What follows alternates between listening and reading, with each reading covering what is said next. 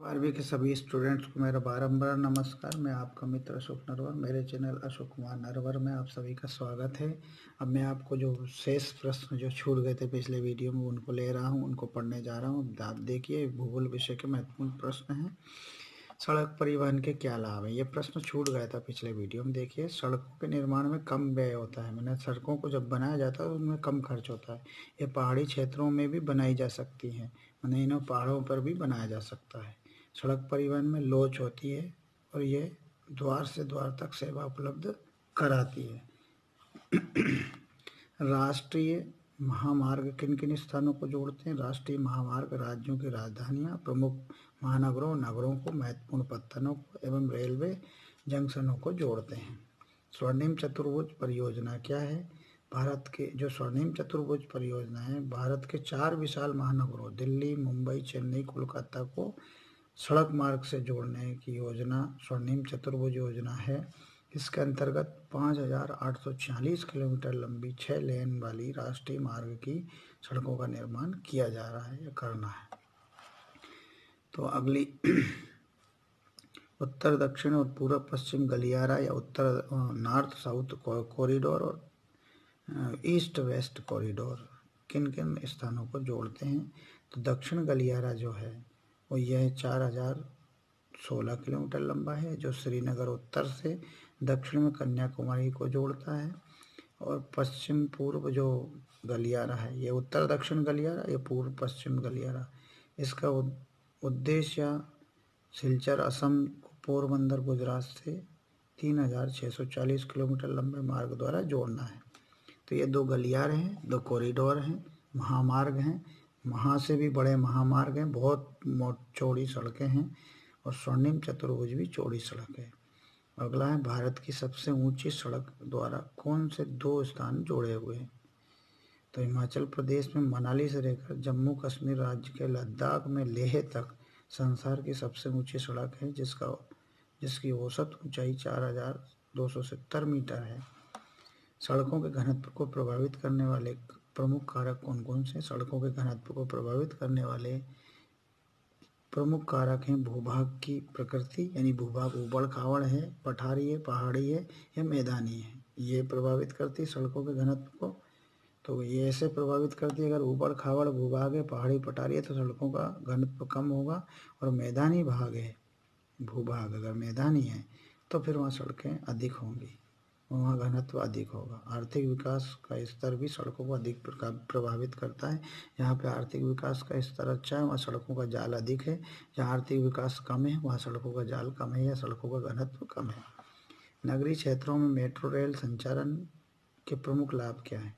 नगरीय क्षेत्रों में मेट्रो रेल संचालन के निम्न लाभ हैं।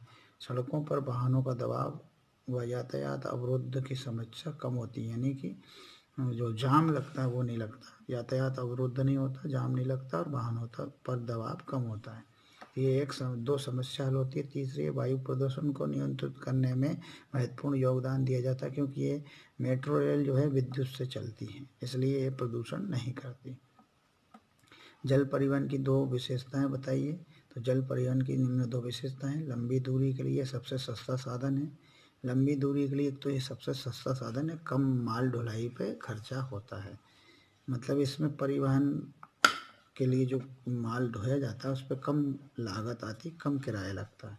भारी तथा स्थल सामग्री के परिवहन के लिए सर्वाधिक उपयुक्त है, जैसे कि संयुक्त राज्य अमेरिका में लौह अयस्क को सुपीरियर और अन्य झीलों से परिवहित किया जाता है जल मार्ग द्वारा, इसलिए सस्ता है।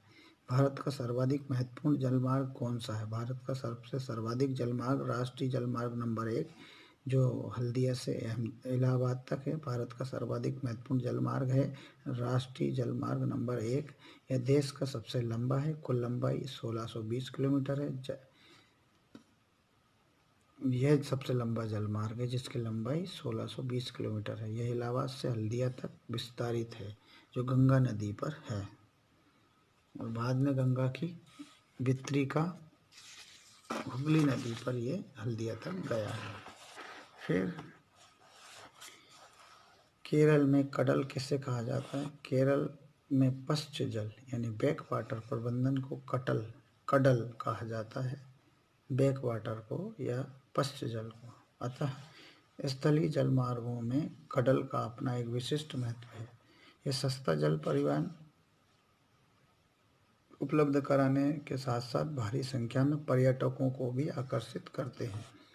मतलब ये सस्ते जल परिवहन उपलब्ध कराते हैं, साथ साथ भारी संख्या में पर्यटकों को भी आकर्षित करते हैं। फिर अगला प्रश्न है, भारत की मुक्त आकाश नीति से क्या अभिप्राय है। भारत ने मुक्त आकाश नीति 1992 में प्रारंभ की थी, जिसके अंतर्गत विदेशी एयरलाइंस या निर्यातकों का संगठन कोई भी मालवाहक वायुयान देश में ला सकता है। फिर अगला प्रश्न है, भारत की को 2 पेट्रोलियम एवं गैस को ले जाने वाली पाइपलाइनों के नाम बताइए। तो भारत की 2 पाइपलाइन हैं, अंकलेश्वर कोयली पाइपलाइन, मुंबई हाईसे कोयली पाइपलाइन तथा हजीरा विजयपुर जगदीशपुर पाइपलाइन या HBJ पाइपलाइन, जो हमारे ज़िले से ही गुजरी है, राजगढ़ ज़िले से। और हमारे ज़िले से एक लाइन और भी गुजरी है, बीना बाडीनार पेट्रोलियम पाइपलाइन।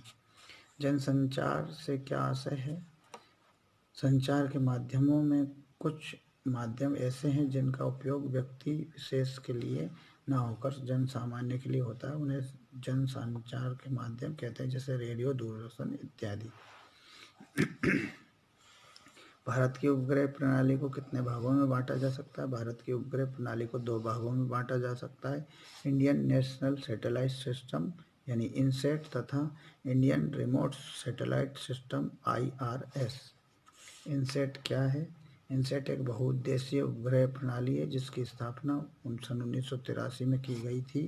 यह दूरसंचार, मौसम विज्ञान संबंधी अवलोकनों एवं विभिन्न आंकड़ों व कार्यक्रमों के लिए उपयोगी है। तो इस